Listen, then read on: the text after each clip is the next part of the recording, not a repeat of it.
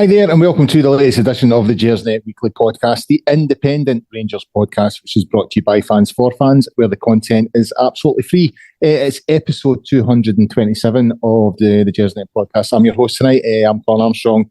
As I say all the time, guys, it's not just the podcast that we have here at Gersnet. If you get onto the website, you'll find the forums is there. There's articles. There's a history archive on the website as well, so get yourself on that. And we would ask you to promote the pod, put the word out there, social media, all that kind of stuff. Tell your friends that we're here and subscribe to the YouTube channel as well. Please, I think we're approaching 6,000 subscribers. Before I bring in my guest tonight, I will have to mention our partners at Forest Precision Engineering, who are a subcontract Glasgow-based engineering company. They've been a big commercial supporter of Rangers Football Club for many years. We're delighted that they're back in the pod this season, and you can find more information on them at www.forestprecisioneng.com. You can also visit the Forest Precision Executive Lounge, which is a new lounge in the hospitality area behind the main stand. If you're looking to get more information on that, if you can email the club at hospitality@rangers.co.uk. On to my guests now. Bring them in. Obviously, a very historic day today in the World Cup final, which I didn't watch. Missed one of the greatest games in history, but there we go. Dims the breaks. We've got Chris, Jack, and Brian. Chris, how are you? Not bad yourself. I have to ask, why did you not watch the World Cup final? I've not watched any of it. I've just the whole Qatar thing and FIFA. I just winter, everything about it. I was like, fuck them. I'm not watching it. Sorry. So, bit of a sick nerve with the game that was today, but no, it just wasn't for me, I'm afraid. Nah, you've missed out there, Colin. I'm actually saying I didn't really watch that much of it. First couple of weeks, the group stage stuff did nothing for me. International football, 9 times out of 10, does nothing for me. Yeah. I watched a few of the England games as it kind of got through quarter semi, sat and watched them. But obviously, I really enjoyed the final earlier on, so catch the highlights if you can later on. No, I'm seeing this out. I'm being stubborn. But someone who has watched them, Brian, you and Eck have been doing the pods, doing the sort of World Cup stuff. I'm assuming you joined today. I did, yeah. I watched it all. It was a brilliant game. Probably one of the best that I've ever seen, I've got to say. I know that's easy to say having just watched it, but it was a real classic. I've got to say, I respect your restraint for actually not watching it, Colin. I've got to say, I've got to dig out John McCallum here, because especially as the tournament on, he was always that sort of giving me messages on the WhatsApp. Oh, what a game this is! Oh, it's brilliant! And then the day I was getting it as well. I was getting loads of stuff.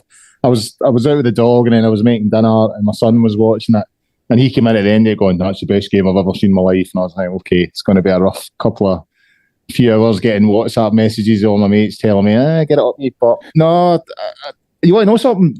In all seriousness, I mean, I know it was a great game and stuff like that. I mean, I've always been one for watching the World Cups. You know, I actually usually take the first week off, but I've just not felt it at all for this tournament at all. So no, that is what it is. Looking forward to. I couldn't get to Ibrox through the week there because of the train strikes and stuff like that. I couldn't get there, so looking forward to the normal football. We'll come back to that. And getting this Qatar nonsense out of the way, because it's been a bit of a pain. So guys, we'll have a wee look at the Hibs game. Obviously, we're a couple of days out, just the way the fixtures have landed. I thought it would be good to have a look at the controversy on Michael Beale's comments about the other team and some of the hypocrisy around that. And obviously, we'll have a wee look at the Aberdeen game. I think it'll be interesting to see how Aberdeen set up on Tuesday based on how they set up, you know, with their 11-man defence yesterday. So we'll get straight into the Hibs game. Chris, first game back after the break for the World Cup, you know, Beale's first game, well, his first competitive game. You know, I think we could say it was a stereotypical game of two halves. I mean, in the first half, you know, Rangers were appalling, really. And you kind of felt, oh, here we go. It's this sort of farce that sort of surrounds this team is going to continue, but they pulled it back well in the second half. You know, really good performance. We'll come on and speak about some of the sort of key performers in the game, but the overall performance, second half especially, you know, they dug deep, showed some character to get back into it, considering, you know, I think the kick in the teeth was like 30 seconds after scoring the equaliser. You know, Nisbet runs up in the park and scores. So yeah, good performance in terms of the character they showed to come back in the second half. I think character is probably the word to use I think that's the right one to describe it, Colin. Not something that's associated with this team at the moment as well. No, certainly not. It's not something you can really lavish on them over the last wee while. But I thought they did show a wee bit of grit, a wee bit of determination to produce that second half performance. This first half, we went back inside, we had a cup of tea at half time, and it was just like, what have we just watched? Like a shambles at the back, offered very little in the middle of the park, didn't create enough chances, goal aside. I just thought they were so far off it. It was unreal. Took us back to Rugby Park a few years ago in Pittodrie last year. These first games back after the break, coming out slowly. And if Rangers hadn't got a result on Thursday, it just out of the narrative would have built, title race would have been done. It put so much pressure on them over the next few weeks. So I think that character was something the manager mentioned post-match as well. I think you have to say there's a bit of quality in there as well. Some of the goals were good, some individual performances were good, but it was just a case of get the game won, move on to the next one, and don't do anything silly on the manager's debut, which thankfully in the end we didn't. Brian, the early stages of the game, there was so much anticipation around because it was Beale's first game. I think I seen an interview prior to the game, interviewing fans outside Ibrox, and every one of them was giving it, want to see some attacking football, want to see some, a change in the style. Gio's style was obviously a bit pragmatic. It's probably being generous, if I'm being honest. So loads of people looking for a sort of change in style. And in that first half, it just felt like nothing had changed. In fact, it felt, the way we were conceding goals in that first half, I think we've only conceded 3 goals at Ibrox all season up until Thursday night, and we conceded 2 within the first sort of half hour. That centre half pairing, Lundstrom and Sands looked to be a bit all over the place, and the first goal from Porteous sort of typified that. I think Lundstrom loses Porteous at the edge of the box. Don't think Tillman does himself, paints himself in glory. He doesn't really command that. He's not marking anyone. He's just in that 6-yard box, sort of marking the space really. And it just felt like nothing's improved. We're just seeing the same old things time and time again. Yeah, I actually missed the first 15 minutes of the game. I didn't manage to get to Ibrox. I was out at a work night out, and I literally walked in the door as we went 2-1 down, and I spent the rest of the first half thinking, nothing's improved. This is terrible. Same old, same old. Yeah. All these players need binned. It's the players' fault. Maybe it's got nothing to do with the manager. And I kind of went down that road for the rest of that first half because it was just awful, to be honest. There wasn't really much good to say about that first half. On reflection, and obviously knowing the result and the improvement we got in the second half, I'm slightly more willing to give them a pass for the defensive car crash in the first half, just because of the centre-half pairing they had to go with. I think Lundstrom and Sands at centre-half, that's probably not something he'll want to do again for the rest of the season. I think he was kind of forced into that with the injuries they had, so I'm slightly willing to give them a bit of a pass on that. But pre-game, I was kind of expecting us just to pick up where we left off against Leverkusen. I know it was a friendly, and we obviously don't read too much into it, but I was really impressed by how we approached that game, and I was kind of really excited to just watch us in our first competitive game. And Hibs had been on a really poor run of form, so I was kind of expecting a bit of a show and a few goals, and in that first half it just felt like more of the same. But thankfully they managed to turn it around in the second half and put in a really good showing.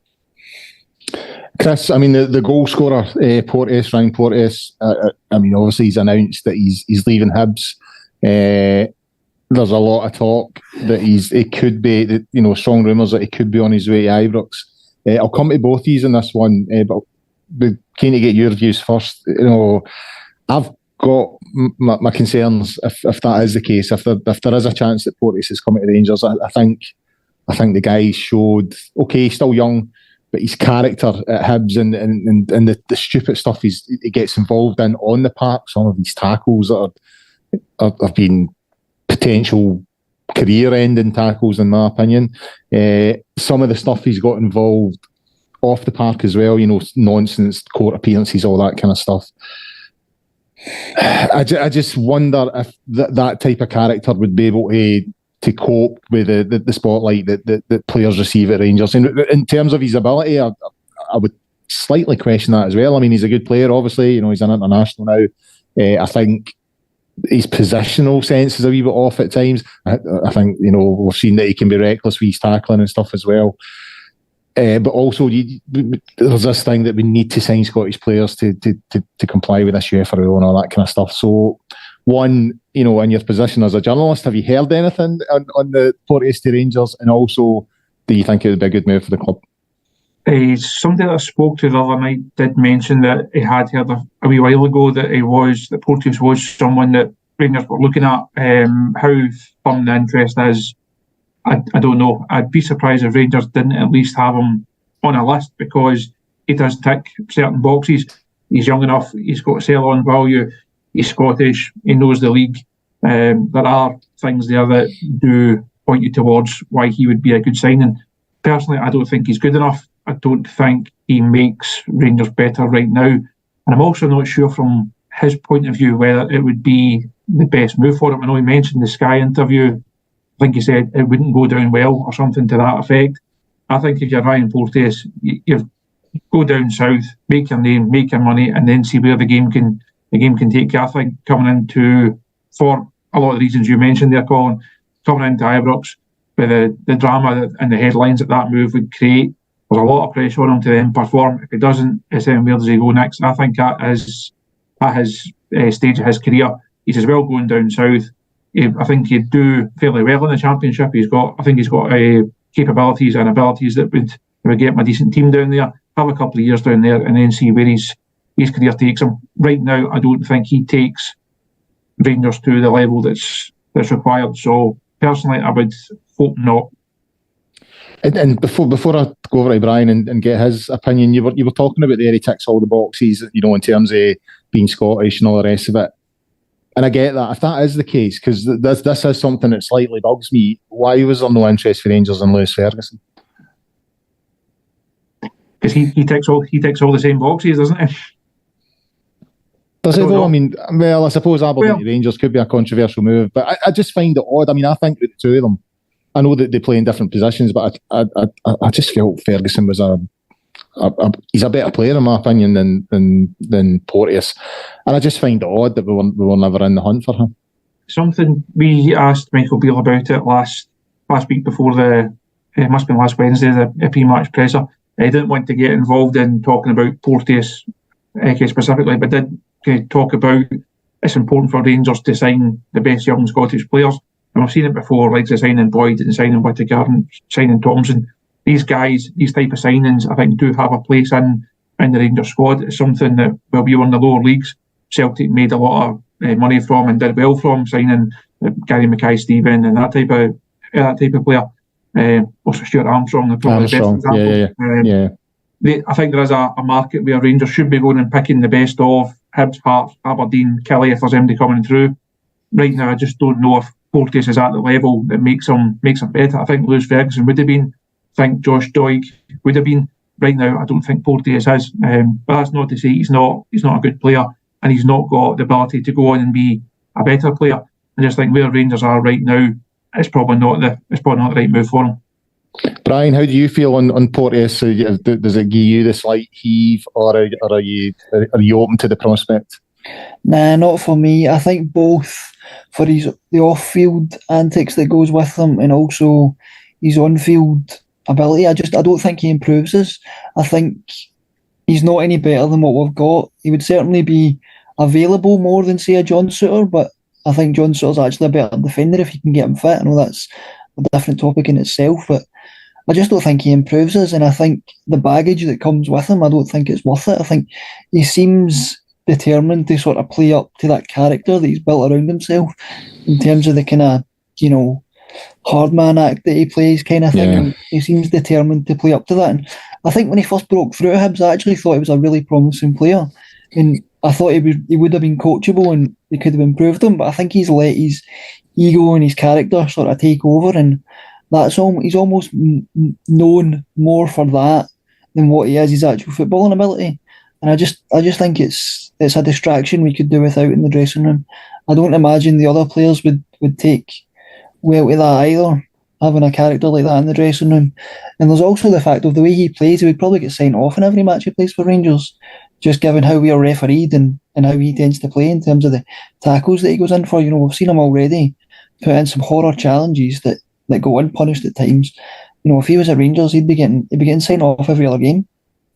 Yeah, I do think he would be getting refereed to a different standard. There's no doubt about it. I mean, yeah, I genuinely have a feeling that this might happen, but we'll see. And you know what? If it does happen, he maybe will turn out to be a good player. He's certainly a strong character, which is something I think you need to be a Rangers player. But I have my doubts. I really do. I think the point that you made, Brian, about him, does he really improve us? I'm not entirely sure he does. But we'll see what comes out in the wash for that one. Chris, on to the Rangers equaliser. Sakala, good finish. Takes on his right foot, switches on to the left, far corner, good finish. But I wanted to focus on Ryan Kent, because Ryan Kent sort of, he got the assist. It was him that sort of, and I thought he might have took a shot on himself actually, but he's put it out wide, made the right decision.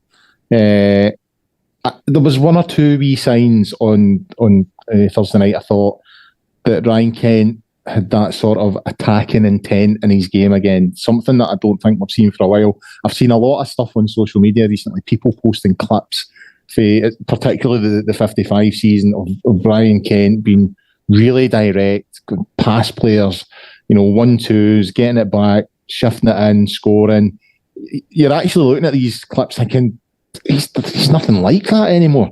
But I don't think he hit anywhere near those heights on Thursday night, but just one or two wee hints that he was prepared to take a player on.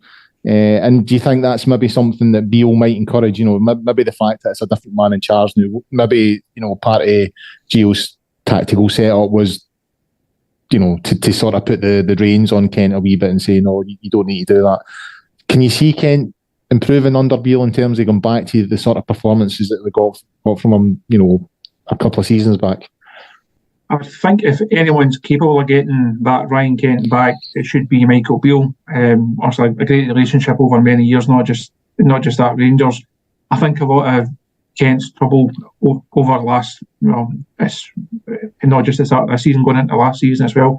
I think there's a confidence thing. He doesn't look to have that same belief in himself that he can go and beat one, go and beat two, put in a good ball, or go and beat one or two, and then get a shot away and score goals. His numbers speak for themselves over the last year or so, and I think that's why he really frustrates the fans, because we all know how good he can be. We know what kind of threat he can bring to the team. Michael Beale certainly knows that as well. So I would think if there's any coach that can get the best out of Kent again, and potentially get Ryan Kent to sign a contract to stay at the club, I think it will be Michael Beale. So hopefully over the next couple of weeks we start to see Kent looking a bit more lively again, a bit more like himself again. And if he does do that, we all know what a great player he can be on his day. Do you think it's got anything to do with the previous management team? Because we all remember that clip from very, very early on when the players were doing the sort of, the training routine, and Kent tried something, and Roy Mackay said tricks are for the circus. He sort of had a wee word with him as if tricks are for the circus. So do you feel that it has been that sort of management team that's maybe had that detrimental effect on his confidence?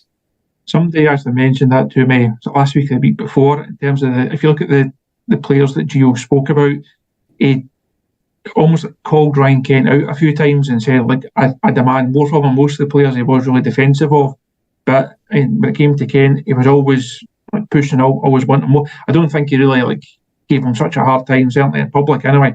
But I don't know if that's just because Gio expected more from him and wanted him also to get back to those levels. But I think there's, again, Michael Beale said it that day there, a change of manager can do different things to different players. Some guys, their head goes down and thinks, right, I just want out here. Other guys, it can really just rejuvenate them and give them a clean slate and a real fresher breath air. So hopefully there's a bit of improvement in Kent to come. I say, and time to tell what happens on the contract front, because in a purely financial sense, they can't afford to lose somebody who they spent £7 million on. Yeah. And from a team perspective, where do you go and find somebody who you know right now, I think he's replaceable, and if they had somebody else that could play that left wing role over the last wee while, I think he would have found himself out the team. But on his game, Rangers will be going really well to try and bring something in that's better than him. Brian, we get the equaliser. We've huffed and puffed for the majority of that first half. We get the equaliser, and normally in those circumstances, you think, well, that's it. That'll reset the team. They'll start to up the tempo and the pace and start to go. And after they show you the replay, that it shows you Nisbet running through and scoring. I do think. I mean, at the time, I was angry at that centre defensive partnership between Lundstram and Sands. I thought it looked really poor. But when you saw the replay from behind the goal, Tillman tries to block it and changes the sort of trajectory of the ball. I think where it lands, it takes Sands out of the game and it leaves Lundstram with too much ground to cover. And so I think a wee bit unlucky, but it just added to that sense of farce when it comes to this team. They get themselves back into the game. You think, this is us. Go again, start to get control of the game, go for the win. And the minute the play comes back up, Nisbet's running through to make it 2-1. Yeah, it really wasn't great. I think it just highlighted the real problems in the centre of that defence. The Lundstram and Sands weren't really playing as a pair. You didn't have one going to attack the ball and then one dropping off. Neither of them seemed to know what their role was in that pair. So I think that contributed to it as well. And obviously the deflection has a massive impact on it. And Nisbet runs through and it's a good finish, but you never want to be conceding straight after scoring. But I guess you need to give a team credit for coming back and pushing to get the equaliser and then the winner. But definitely problems in that centre of defence. I mean, in that first half, it was. I mean, it wasn't just that goal itself. Obviously there was the first goal as well, but there was 2 or 3 occasions after that where it really did feel we were really vulnerable in that sort of central defensive area. They seem to struggle with high balls as well. Nisbet was winning a lot in the air, and I guess that was again down to them not playing as a pair. Neither of them knew what one was to go and attack the ball and what one was to sit back and sweep up. They obviously hadn't trained on it a lot. It was clearly a last minute decision because of an injury to King. So it was clear to see that they hadn't practiced it or they hadn't played that way in training. So it's kind of, in hindsight, it's difficult to be too critical because I guess they were just thrown in and told to kind of do the best they could, and Nisbet took full advantage of it at times. And I guess at half time they got the chance to kind of tweak it, and I guess Beale sat them down and kind of defined their roles a bit more, and they seemed to cope a bit better in the second half. But I guess the whole team kind of upped their game in the second half, so that helped. But it's definitely a partnership we won't want to be seeing again, I would say. No. I mean, hopefully. I mean, there was talk last week in Beale's presser about some of the players at centre half coming back. I think Golson's key in that area, obviously. So yeah, hopefully there'll be enough players coming back that pairing's not seen for quite some time. The second equaliser, Chris. We'll come on and talk about Tillman because I thought he was probably the most impressive player on the night, and I would say there's an argument to start building a team around him if possible. His involvement in the equaliser was key. Good flick on, probably got up better than he or in a way that he should have done at the first goal for Hibs. Got up, won the header, flicked on to Ryan Jack, bit of a tap in for sort of 3-4 yards. However, Ryan Jack, that's another player with sort of contractual issues at the moment, and he's sort of been in the press over the last couple of days saying that the club haven't approached him in terms of a new deal. His deal's up in the summer, and it kind of makes you think. I mean, if I was Ryan Jack, I would be slightly concerned about that, especially when you consider his injury record over the last sort of season, 2 seasons especially. I mean, I think we could all agree that Ryan Jack, when he was at his absolute peak, was a great player for Rangers. The problem was he just wasn't on the park enough. His injury record let him down. So do you think there's a real possibility that he could be away at the end of the season? Because it seems unusual for a club to get to this stage of proceedings and not even had discussions with the player and his agent about new terms and stuff like that. I was part of the Sunday guys that actually spoke to Ryan after the game, and they seemed quite relaxed about the whole situation. Didn't seem to be phasing him or be overly concerned about it. I think his relationship with the manager plays a big part in that. Because I asked him if he had anything to prove in terms of fitness or that type of thing. He said, "No, because the manager knows what I can do. We know how the game should be played under him." I think you probably put him in the same bracket as your Arfield, Davis, McGregor, like the older guys. If you look at when those contracts got sorted heading into this season, it was really late on. I know Ryan's not at that same age, but Ross Wilson spoke about it a couple of weeks ago in terms of the contract, profile of the squad, and defended their handling of it. And when he was then talking about your older players, he didn't name names, but he was talking about how you handle the older guys, and it makes sense to do them at the end of the season. I think Ryan probably falls into that group. So I wouldn't read too much into it right now, because it's not as if he's in the situation of somebody's going to come and put an offer on the table the second week in January and he'll go and sign it and he'll go and move. He wants to be at Rangers, and I think he would only sign on elsewhere or look at the possibility of a move elsewhere if Rangers made it clear that they didn't want to hold on to him. I think it'll probably be a late one. See how much he plays second half of the season, see how his fitness is, and really see what the manager's plans are in terms of that midfield area, because there could well be a bit of movement in that. If you look at Davis coming to the end of his contract again, same with Arfield, Glenn Kamara, I think this is probably his last season. You can get Ryan into that as well, so there will be a bit of movement in the middle of the park. I think it's certainly an area Rangers do need to look at. Is Ryan Jack going to be a starter next season? I would highly doubt it. Does a fully fit Ryan Jack have a part to play in a squad? I think he still does, and I wouldn't be against giving him another year just to hum around the place.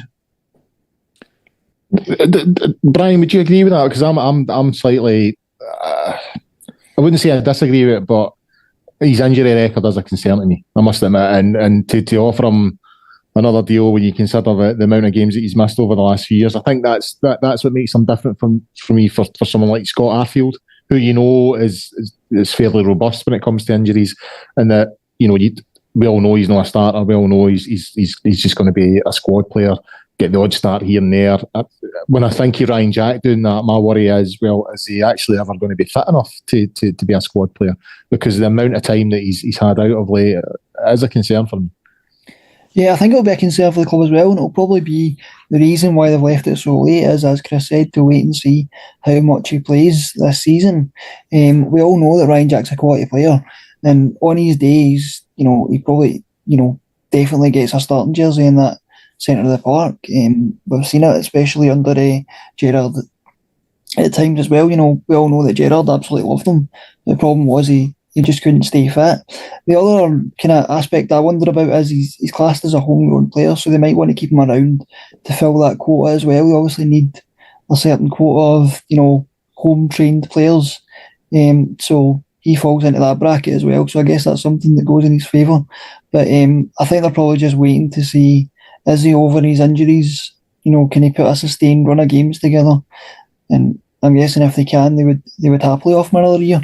But I'm a bit like Chris in that if he can prove his fitness and that he's over his injuries, then I would happily see him be given another year. On to the winner, Chris, Tillman again. I mean, the feet, such good feet, really, really good. Good ball through for Tav, really good feet for Tillman. Sets up Morelos, who I think everybody was a wee surprise. He started, and then I think it was the following day we found out that Cholak had sort of pulled his calf, I think it was. And so Morelos made the sort of starting lineup. His contract's also up at the end of the season, so a lot of business to be done come the summer. How do you feel about him? Because we had this discussion last week with Dougie, and he was sort of saying, with Beale coming back in, could he be the guy to put a light under Morelos and get him firing again and all this kind of thing? And I was kind of like, well, how many times are we going to have this conversation about Morelos? How many times are we going to say, is can we get him restarted and get him back to that form in sort of 2019? My problem with Morelos is he just continually lets us down, on the park, off the park. You get a run of games out of him and he scores, and then it all goes pear-shaped as pear. And I just wonder how many chances we're going to give the guy. I understand that you don't want a guy walking out the door for free, but I must admit I'm struggling with Morelos these days. It's just starting to irritate me because he just lets us down time and time again. No, I wrote a piece during the week basically saying that Colin, on his day, great player. On his day, one of the best in the league, and can be one of the best at a certain level in European competition, as we've seen, as he's proven. But it's that nagging thing of, if you give him a contract, is his head in it, is his heart in it? At some stage, his teammates must be getting thoroughly fed up with not turning up in big games, or the issues obviously had run about the PSV game at the start of the season. Is how many chances can you keep giving the one player? How often can you keep saying, "Aye, but he's done this and he can do it again"? I think at some point you just need to cut your losses and say, right, thanks, you've been, in terms of value for money, he's been brilliant for us. It's a shame that he'll probably walk out the door for no fee come the end of the season, because again, it could have been a 12, 15, 18, 20 million pound player at the right time to the right buyer. That's also not going to happen. That's a sore one for us. I just think at some point you need to almost move on from him and say, look, he's done really well for us, great memories, but how many times have we got to the stage of, he's done, I'm fed up with him? You think after getting sent off at Parkhead, the PSV situation that's earlier on this season, I think at some point he runs a risk of really, even the fans that are on his side and that really like him and that want him to stay, everybody's got a breaking point with him. I do just wonder if it's maybe time for a fresh start, and for Rangers to go and try and find the next man, to find the next talisman, to go and try and find the next Alfredo and say, look, thanks, but no thanks on him.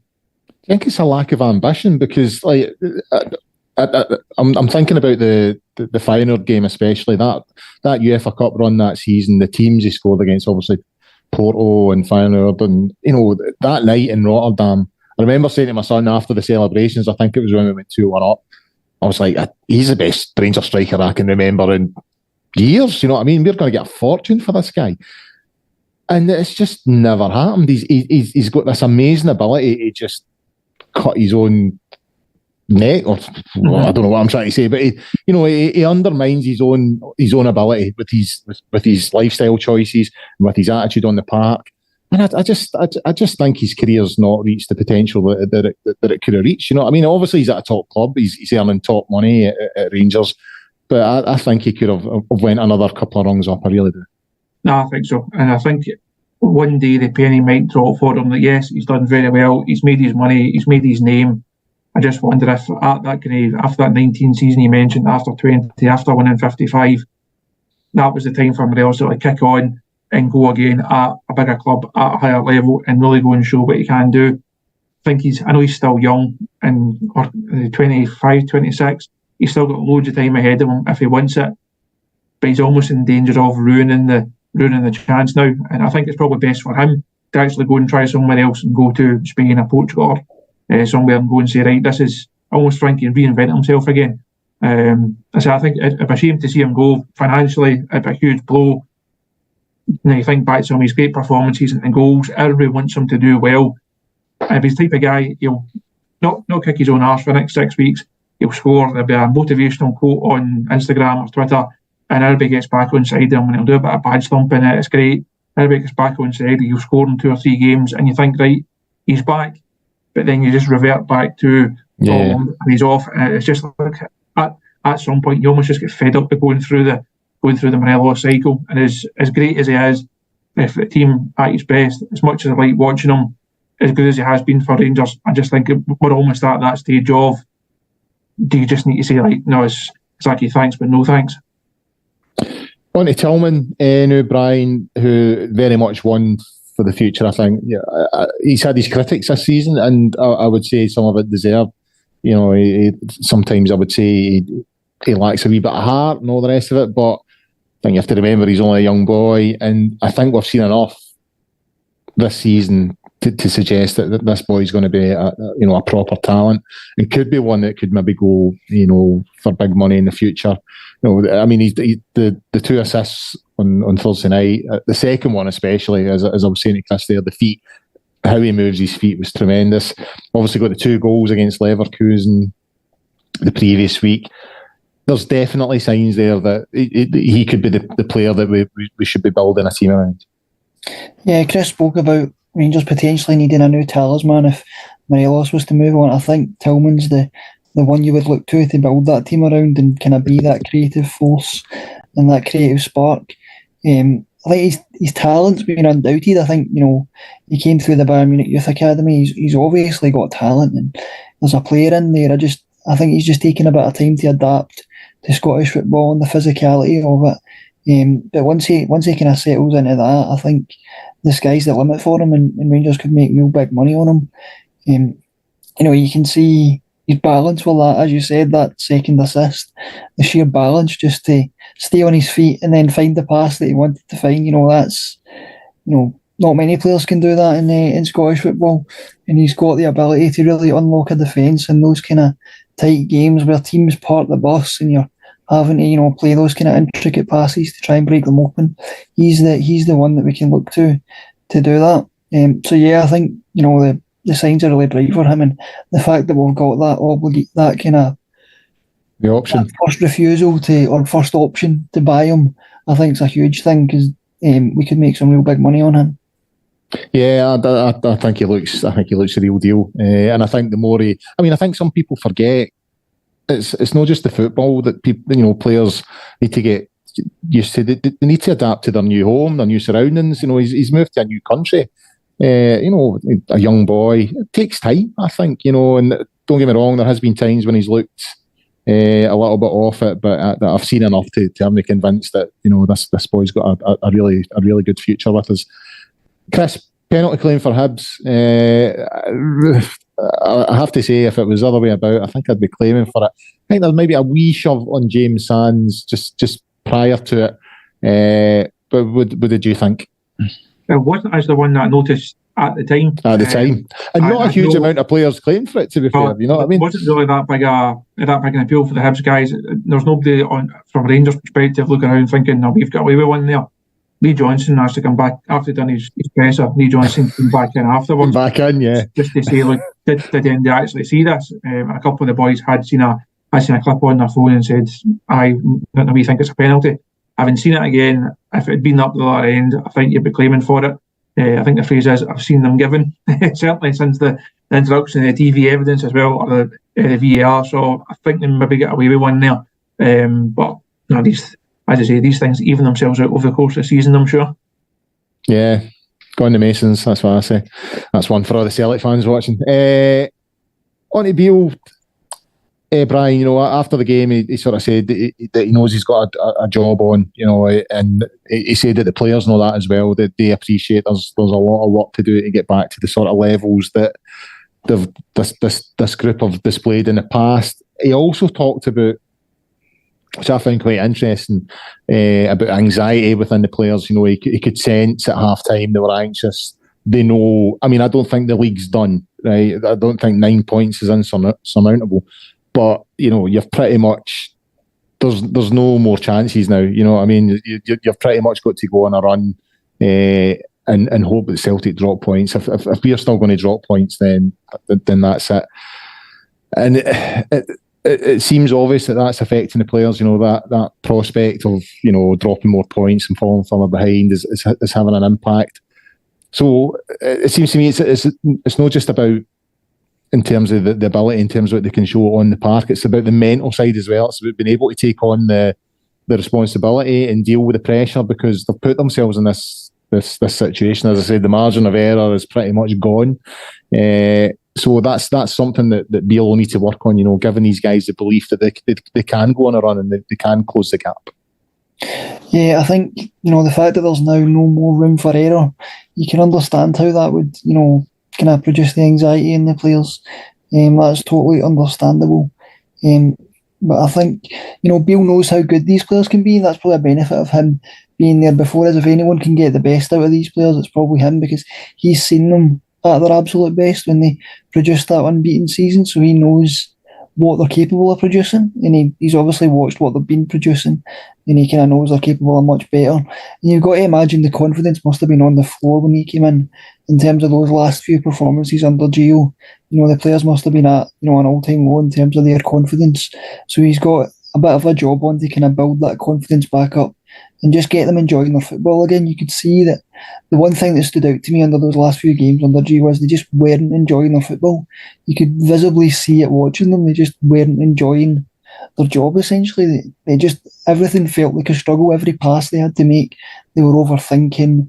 They weren't making the right decisions most of the time. Everything just felt like hard work. So he's got a lot of work on to just kind of rebuild that confidence and get them playing with a bit of freedom and enjoying themselves again. Hopefully the win and the way it came about in terms of having to dig deep and show that character will prove to be a kind of galvanising thing in terms of going forward. Obviously going behind twice isn't something you want to do all that often, but it could prove to be a benefit in this instance in terms of giving that bit of confidence and just building that character that they'll need going forward. I mean, does this sort of, we've spoken about this in the show before, Brian, does this maybe point to a mentality issue? Because we're talking about a group of players that were in a European final just a few months ago.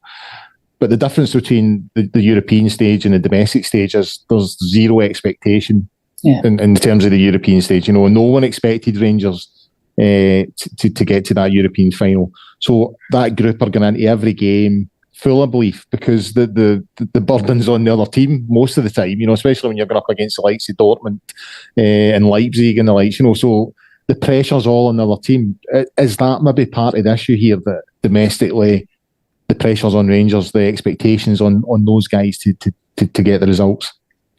I think so, yeah. And to be honest, we've heard Rangers players say it. Ryan Kent said it in the build-up to the final, Europa League final, that they prefer playing in Europe because the pressure's off them. They prefer playing without the pressure when they're the underdogs almost and they can kind of spring a surprise. They prefer that. We all know Ibrox can be a difficult place to play, especially when it's not going your way. The fans can get on your back. That's no secret. And it must be a difficult atmosphere to play under. And I think it's one of Michael Beale's biggest jobs is to try and get the players kind of on side with that and just getting them playing with more confidence in that atmosphere. And hopefully we've seen a bit of a start of that on Thursday night in terms of, I wasn't there, so I'm not sure what the atmosphere was like for that first half, but given the kind of half-time, you did hear there was some audible boos that came through on the telly, so the atmosphere couldn't have been, fantastic at half-time, but they still managed to dig deep and pull out the win, and I think they've just got to take the positives from that. What final point on Thursday night? Chris, Adam Devine, he's had to fill in at left back. Obviously, Borner's away. Yilmaz is out for, I reckon they said, was it 12 weeks? It's the worst possible grade of hamstring injury that he got. And I think he's had 6 or 7 of those 12 weeks out. So it's obviously, it's going to be a few weeks before we see him again. I don't know if Borner will be back in time for the game at Pittodrie. I'm not quite sure. But on Thursday night there, the boy Devine filled in well. That's not his natural position. He's a right back, obviously. I thought he'd done well, and Beale was saying in the press afterwards, that he's a boy that they always had high hopes for previously. They always felt that he had an opportunity to make it. Certainly hasn't, done his sort of cause any harm with his performances over the last couple of games. I mean, if Borner wasn't to be back for Tuesday night at Pittodrie, would you be happy to throw the young boy in there? Short of me taking my boots up to Aberdeen, I don't think I've got much choice but to play him, have I? I know that, but are you happy doing it? That's the point. No, I think he's shown enough in the last couple of games to show that he can go in there and he'll certainly not let the side down. It's tricky for him also playing on that side. It's not the side he's used to. Not the side that people thought of him getting in the team. But I thought it was impressive on it. He got man of the match, which I think has maybe been a wee bit kind to him because that was Malik Tillman with all due respect. But I think it was a nice touch for him to get it. I think he certainly deserved the recognition. The manager spoke well about him after the game, so I think there's definitely a player in there. I think he's someone that the club and the fans can be excited about. Again, I think the manager spoke about him filling in that Nathan Patterson role almost of coming through and then also think they could push an established first team player.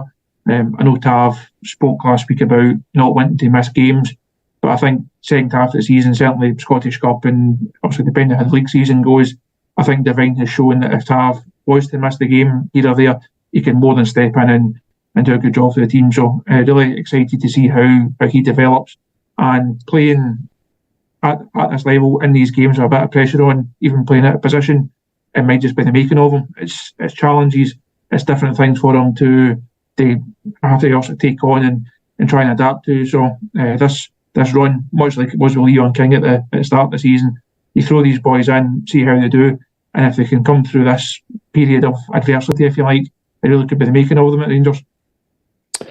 Right, guys, on to some other topics that have been hanging around Ibrox the last week or so. The main one being this controversy around Michael Beale's comments. So, Brian, Beale, he was asked going into the Hibs game about will they close the 9-point gap, blah, blah, blah. And he basically says we'll only make up the 9-point gap if we win and something happens to the other team. At the moment, all we can do is take care of tomorrow, which was Hibs. Now, the reaction, Andy Walker's spat the dummy, Hugh Keevins has spat the dummy, both have criticised them for a lack of respect. Now, when you consider some of the stuff that's been going on over the road from the other team, their stadium announcer won't say our name when we play there. When we score a goal at Celtic Park or at Ibrox against them, their official Twitter account gives it goal to the opposition, all that nonsense. It seems very cheeky and a bit hypocritical to be talking about a lack of respect when you consider some of the nonsense that's come out of that crowd over the last number of years. Yeah, I think it just goes to show you how kind of parochial and kind of petty our league is in terms of the whole controversy around this, how everybody's kind of coming out to criticise Beale for a lack of respect when Celtic haven't been able to refer to us by name for years. As you said, the stadium announcer doesn't say our name when we play them, the social media team don't say our name when we score goals against them. It's a bit of a storm in a teacup. And they don't use the old firm term. Yeah, they're not half of anything, apparently. They're not half of anything. One club since 1888. It's all just kind of it's just a nothing story really for me. There's nothing really in it. I don't see it as a lack of respect. I don't see it as like a cheap shot or anything. It's just a bit of a nothing story. It's quite funny for me, but yeah, I don't really see why everybody gets kind of up in arms about it. Chris, as a member of the Fourth Estate, this looks like the sort of stuff that you thrive in, just making stories where none exist. For Andy Walker and Hugh Keevins, and obviously the Celtic Twitterati are all going after nut as well. Again, I agree with Brian that this is a nothing story, and what pisses me off about it is the hypocrisy. When you consider some of the stuff that we've already mentioned about the stadium announcer, Twitter accounts, and all the rest of it. They're not able to refer to us to name at all. And for Andy Walker and Hugh Keevins, we know who they lean towards when it comes to the old firm. It just feels just petty nonsense. If Michael Beale needed a reminder of what life in Glasgow is like, he's got it in the first fortnight of how petty and silly it can be at times. You mentioned the word there, Colin, nonsense. I don't see anything in this at all. He wasn't being disrespectful. He wasn't trying to be sly. He wasn't trying to have a dig or anything. It was just the way that he phrased the answer, and his answer was perfectly reasonable. Basically saying we need to win all our games, and then we need to wait and see what happens. Whether he said the other team or whether he said Celtic, it was obvious who he was referring to. There was nothing in his answer at all, and I don't quite see why this one has been blown into something that it's clearly not. A good old-fashioned storm in a teacup. Right, guys, on to Tuesday night, Pittodrie. Obviously, always a tricky place to go to, Pittodrie, and it would seem, given new manager bounce and all the rest of it, maybe we're going there in a better frame of mind. But I'm always a wee bit nervous heading up there, I must admit. So Tuesday night, 8 PM, live on Sky Sports. We obviously need the 3 points to keep the sort of gap where it is. Anything else than that, then as I said earlier on, the margin for error is pretty much gone. want to talk about Aberdeen though, Chris. They were on the end of a 1-0 defeat yesterday. Very late goal from Callum McGregor, and Jim Goodwin was on the end of some real heavy criticism. Pretty much, I mean, I was getting mates texting me before the game kicked off, saying how the team selection and how it looked like they were setting up was being ultra defensive compared to how they play against us. Wally Miller has described it as a surrender. A surrender to Celtic, which, if the king of Aberdeen is coming out and having a pop, then you're in sort of sugary ground. But it'll be interesting to see, Chris, how they line up on Tuesday night compared to that. And this is when it pisses me off about Aberdeen. You know what I mean? If they want to have a rivalry with us, that's fine. But to have the sort of varying levels of performances, so they set up ultra defensive yesterday. Apparently there was audible boos at half time from the home support. They weren't happy with how things were going. And on Tuesday night, we know what we're going to get. They're going to come at us with everything. They're going to throw everything, including the kitchen sink, at us on Tuesday night. It's all a bit dodgy, isn't it? Ryan Jack said in his Sunday interview the other day there that when he was up there as a Aberdeen player, Rangers was the biggest game of the season by 1,000,000%. This was the one that the fans and the manager, also Derek McInnes at the time, this was the one that they looked forward to. This was their game. Like, he'd never really got that same feeling about when they play Celtic. They've always think the Rangers is their cup final. When Celtic come to town, they just don't see it the same. I dare say Jim would have probably argued if they'd held out for another 5 minutes and they got a 0-0 and they got their point, the means were justified the end, and it would have been fine. But if you're Aberdeen on a fairly decent run of form, got aspirations of finishing third and getting to cup finals and all sorts, surely Celtic, fresh from a break, players coming back, surely that's a good chance to go and take the game to them and try and beat them and end what's not been a good run against them. I just didn't see what he was hoping to achieve and how he thought it would go well for him. Because even if he had got his point, there was still been criticism at the manner in which they got it. And I now think having done that once, there's no way he'll do that again on Tuesday night. It'll be a completely different Aberdeen. And we'll know how tricky it could be for Rangers on Tuesday night. I still think we've got enough to come through it. But I think it'll be a very, very different game. So Brian, what do you think the motivation was for Celtic fan Jim Goodwin to set up in that way against Celtic?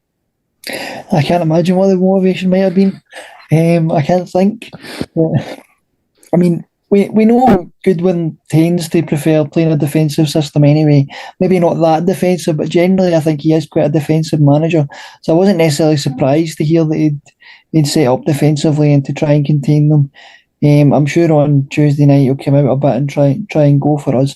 For me, I'd prefer to just Rangers focus on Rangers. I think we sometimes treat these games like we're playing Real Madrid sometimes, and we don't treat them the way we should, where for me, we've got better players than them. If we turn up on the night, we should be capable of turning them over with a bit to spare. So I'm hoping that Michael Beale's of the mind that he focuses on us, doesn't get drawn into too much of a battle and a fight or a scrap, and we just play our football and come away with the 3 points.